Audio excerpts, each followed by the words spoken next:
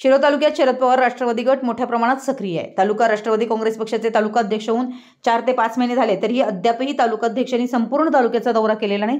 तालुक्यामध्ये कार्यकारिणी नेमलेली नाही, त्याच पद्धतीने कोणतीही बैठक शिरोळमध्ये घेतलेली नाही। त्यामुळे त्यांच्या कार्यपद्धतीविषयी तालुक्यातील राष्ट्रवादी काँग्रेस पक्षाच्या निष्ठावान पदाधिकाऱ्यांच्या मध्ये तीव्र नाराजी आहे।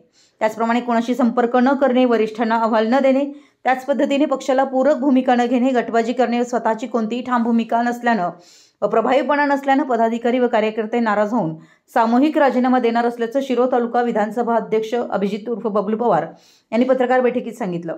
यावेळी बबलू पवार यांनी जिल्हा अध्यक्षांनी लक्ष घालावं असंही पवार यांनी सांगितलं। यावेळी सामाजिक न्याय जिल्हा अध्यक्ष संदीप बिरंगे, कुरुंदवाड शहर अध्यक्ष तानाजी आलासे, जिल्हा सचिव अरुण भंडारे, सतीश देसाई सरकार, सर्जेराव बागडी, संभाजीराव घोरपडे सरकार, विक्रम खबाले, किरण खराडे व कार्यकर्ते उपस्थित होते। मराठी एस न्यूजसाठी कुरुंदवाडहून संदीप अडसूळ।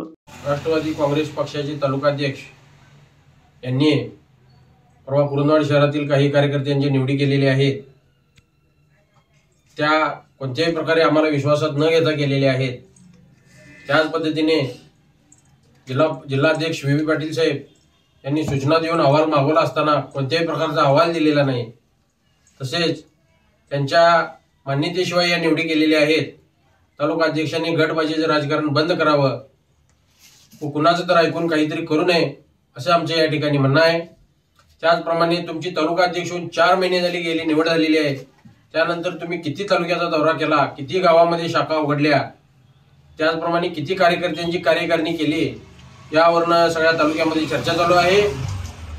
त्याचबरोबर ज्यावेळी बैठक आमची झाली तालुक्याच्या निवडी होण्याच्या आधी, त्यावेळी 2 पाऊल मागे घेऊन आम्ही विधानसभा अध्यक्षपद घेतलं आणि तालुका अध्यक्षांना काम करण्यासाठी संधी दिली।